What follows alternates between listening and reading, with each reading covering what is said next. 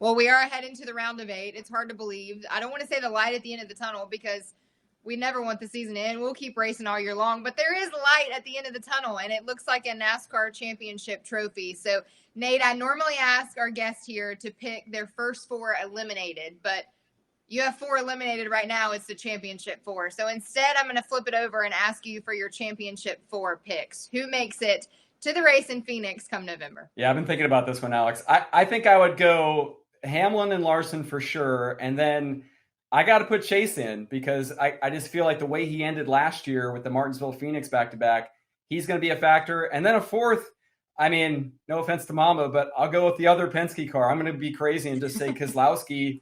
It just seems for whatever reason that 2021, these are his playoffs. Mamba, he has the 9 in there, and man, didn't take your boy Wire. Oh my! Sorry, Blaney. I just laid down the stats, and my man still said nah. Okay, all right.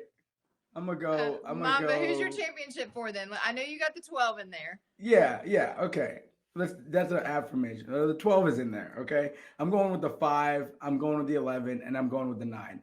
I think that this year is gonna be. It's either because this is why it's either Denny's shot, right? Denny's gonna either win it and finally get that off his back, or we're gonna see a real passing of the torch from the last decade of the guys up front to the new in the future, which is the 12, the 5, and the 9. Those guys are ready to take over as the face of the sport. We have a lot of young winners this year.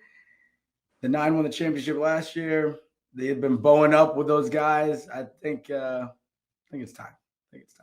All right. Well, the playoffs, if you look at the numbers of how the elimination lines stack up and where the drivers are, really the only one that has a big lead is Kyle Larson. So it's going to be an interesting 3 weeks for us here in the NASCAR Cup Series. Heading to Texas, we're kicking off the round of 8, and there is only 3 races left until we are crowning a champion in Phoenix. That is so hard. I cannot believe that I'm saying that. But, Nate, we made it. So, first guest goes first here on Backseat Drivers. So, let's get your Texas pick. Who's in victory lane on Sunday? Well, I got to go with the patterns here, Alex, like you mentioned. I mean, Denny Hamlin is opening every round with a victory right now, and as good as the Hendrick cars have been at these 550 tracks like Texas, Denny Hamlin's a former Texas winner, and I think that team is ready to win again. So give me the 11 at Texas. All right, Mom, but let me get my crystal ball out because I feel like I already know this pick for Texas. Who are you going with on Sunday?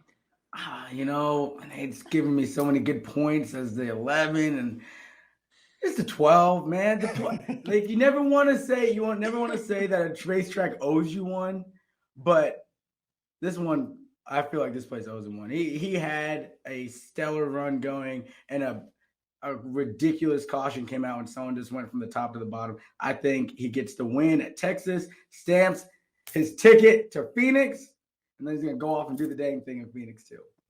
All right, well, Mama, you're not gonna like this. I'm ganging up on you again, but he's won the opening race every single round. I cannot go against the 11. Denny Hamlin. Nate and I, same team today. Weaver has literally never agreed with me on a single pick. Never. Hey, Alex, I should tell you, I also picked Chase Elliott at the Roval. So if you're looking for advice here, you probably want to pick the Mamba selection here because Alex and I were both wrong on Sunday. Yeah. And he was right. If Texas goes poorly for the 11, you can blame myself and Nate Ryan.